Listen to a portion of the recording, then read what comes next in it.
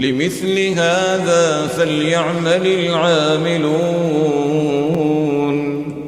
لمثل هذا فليعمل العاملون. On continue à éclaircir les ambiguïtés que les gens de l'innovation apportent par rapport au manhaj salafi. J'aimerais d'abord vous apporter quelques paroles des savants concernant la mise en garde. Le Cheikh al-Islam Ibn Taymiyyah dit dans le Majmou' al-Fatawa, Fatawi, ils le disent même que ce qui est afsah, c'est de dire Fatawi et non Fatawa. Bref, au tome 28, à la page 231-233, il dit ceci. قال رحمه الله ومثل أئمة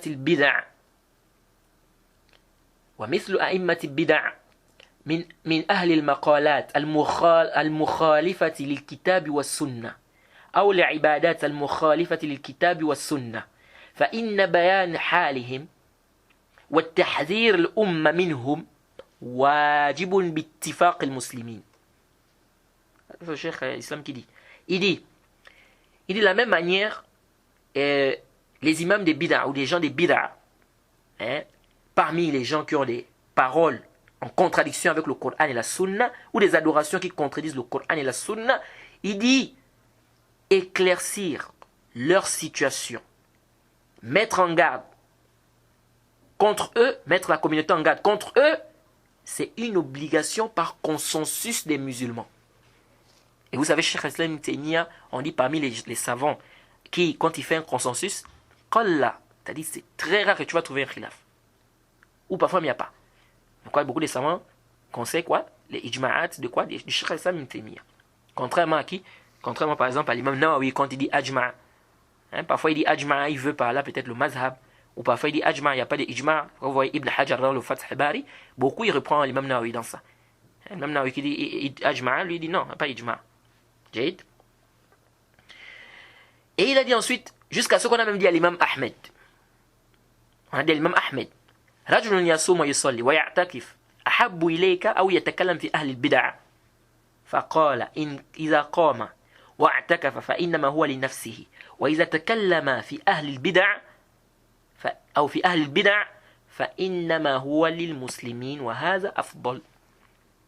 Ça c'est l'imam Ahmed. On a dit à l'imam Ahmed que quelqu'un fait des prières, il fait des jeûnes, il fait des i'tikaf, des prières surrogatoires, des jeûnes surrogatoires, etc. C'est plus aimé auprès de toi ou que quelqu'un parle sur les gens des bid'a. Écoutez ce que l'imam Ahmed dit. Il dit s'il se lève, c'est-à-dire pour prier, ou bien s'il fait les i'tikaf, les prières surrogatoires, etc., les i'tikaf de manière surrogatoire, il dit, ça c'est pour lui-même. Il dit, mais s'il parle sur les gens des bid'a, c'est pour les musulmans. Il dit, ça c'est meilleur. Ça veut dire qu'ici, l'adoration là, c'est juste pour lui. Or ici, quand il va parler sur les gens des bid'a, c'est une adoration qui, donc lui-même il profite, et il fait profiter les autres. Vous voyez? Et donc ça c'est meilleur. Vous voyez? Ça c'est le même Ahmed qui dit ça. Donc vous voyez même qu'il y a des savants qui disent même que c'est mieux, au lieu de faire des surrogatoires, c'est mieux pour toi de faire quoi? De parler des gens, sur les gens des bid'a, de mettre les gens en garde contre les gens des bid'a. Et si vous repartez dans les livres de Jarh wa Ta'dil, vous allez voir par exemple, on a cité Abdullah ibn Mubarak par exemple. Il a dit à une personne, yakzib. Hein? Et quelqu'un lui a dit, faqala lahu rajulun, ya Aba Abdurrahman, tartab, c'est-à-dire, il a dit, on a parlé de quelqu'un, il a dit, c'est un menteur. Et lui, il a dit, oh Abu Abdurrahman, tu fais le riba, la médisance, faqala uskut. Écoutez, Abdullah ibn Mubarak a dit, uskut, iza lam tubayyin kayfa yu'raf al-haq min al-batil. Abdullah ibn Mubarak, il a dit quoi? Il a dit, tais-toi. Il dit, si tu ne fais pas le bayan, si tu n'éclaircis pas les gens, comment est-ce qu'on va connaître la vérité du mensonge? Ou bien la vérité du faux? Vous voyez? Et Mohammed ibn Mandar, il a dit à l'imam Ahmed, il est difficile pour moi de dire que tel est faible, tel est digne de confiance, tel est striqa, tel est daif, etc. Qu'est-ce que l'imam Ahmed lui a dit? Il a dit, إذا سكت أنت وسكت أنا فمتى يعرف الجاهل الصحيح من السقيم. Rahimahullah, l'imam Ahmed. Rahimahullah. Qu'est-ce que l'imam Ahmed a dit?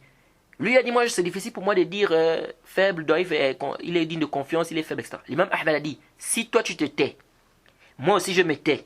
Il dit, quand est-ce que l'ignorant va connaître ce qui est authentique de ce qui n'est pas authentique? Regardez, ce que l'imam Ahmed dit. Il dit, si je me tais, toi aussi tu te tais. Mais quand est-ce que l'ignorant va connaître ce qui est authentique et n'est pas authentique? Vous voyez? Donc, parmi les principes des gens de la sunna, qui sont aussi importants à comprendre, c'est quoi? La mise en garde. On doit mettre les gens en garde contre les innovations. Jade